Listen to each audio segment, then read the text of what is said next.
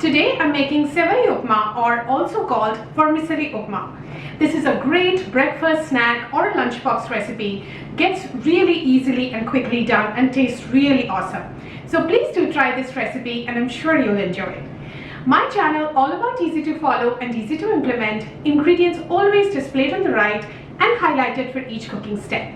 If you like my channel, please do subscribe, share and like.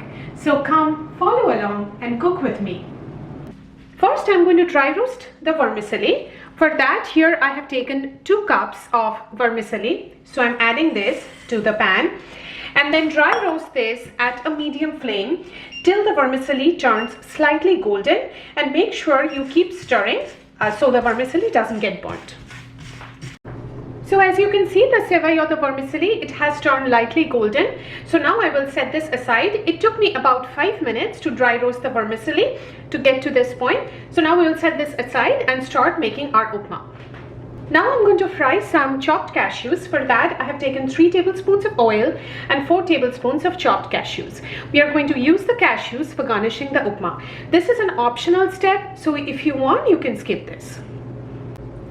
I'm adding the oil. Make sure the oil is hot before adding the cashews. Now I will add the chopped cashews and we will fry these till they become slightly golden. So go ahead and fry this. So we fried the cashews for about 2 minutes and they are now slightly golden in color. So now what we will do, we will set this aside and use it at the end for garnishing. These are all the ingredients that we need to make the rest of our upma. 1 teaspoon cumin seeds, 1 teaspoon mustard seeds, 4 teaspoons of chana dal. You can also use 2 teaspoons chana dal and 2 teaspoons urad dal. We also will use 1/4 teaspoon of asafoetida or hing, 2 sprigs curry leaves, 2 green chilies slit in the middle, and 1 medium onion, 150 grams thinly sliced, 1 teaspoon of finely chopped ginger. We'll also add some veggies, half a cup of peas, half a cup of finely chopped carrots, and half a cup of finely chopped bell peppers or capsicum. You can use any veggies of your preference, or if you don't want to add any veggies, that's fine as well. And then finally, some coriander leaves and some salt as per taste. So in the same oil and pan in which we fried the cashews, I will add the cumin seeds, the mustard seeds, and also add the chana dal, and we will fry this for about 2 to 3 minutes till the dal gets nicely roasted. Now I will add the asafoetida or hing, the green chilies, the curry leaves,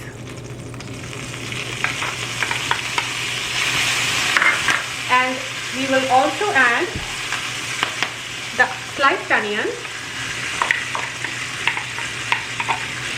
and we will fry the onions for about 3 to 4 minutes till they turn soft and translucent.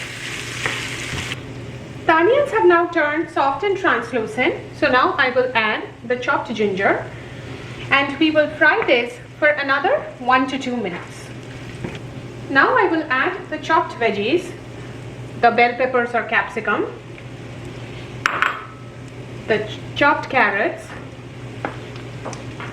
and the peas, and we will saute this for about 2 to 3 minutes. Now we will add a little bit of salt, so because it helps the veggies release moisture. So just a pinch of it, because we'll add more salt later. Mix this well, and now we will cover this with a lid and cook this till the veggies become almost tender or almost cooked.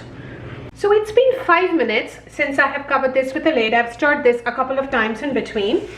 The veggies are now completely cooked. So now what we will do is, we will add 2.5 cups of water. So if you're using thin vermicelli, then 2.5 cups of water is fine. However, if you're using a thick one, then add about 3 cups. So now what we will do is, we will not cover this with a lid and bring this to a really high boil and at a medium to a high flame. So we'll first bring this to a boil. The water has now come to a boil. Now we will add some more salt. So at this time, just taste to make sure it's a little bit on the salty side, because we will be adding the sevai or vermicelli as well. And now we will add the roasted vermicelli, and we will cook this without covering this with a lid till all the water gets absorbed by the vermicelli or the sevai. And make sure you keep stirring in between, because otherwise you will see the vermicelli starts forming lumpy or sticking together. To make sure that that doesn't happen, please do stir occasionally. So all the water is now completely absorbed by the vermicelli, as you can see. Also, the vermicelli at this stage should be completely cooked. So if you find that your vermicelli looks a little undercooked, then add a little bit of hot water and let the vermicelli cook additionally in that. So now what we will do is we'll make the flame completely low, cover this with a lid, and let this cook for another 2 minutes. It's been 2 minutes. Now we will completely turn off the oven and let this rest for another 2 to 3 minutes. So it's been another 2 minutes. Now let's go ahead and garnish our sevai with some chopped coriander leaves. And let's add the roasted cashews. And we will just sprinkle a little bit of lemon juice, so just a dash of that.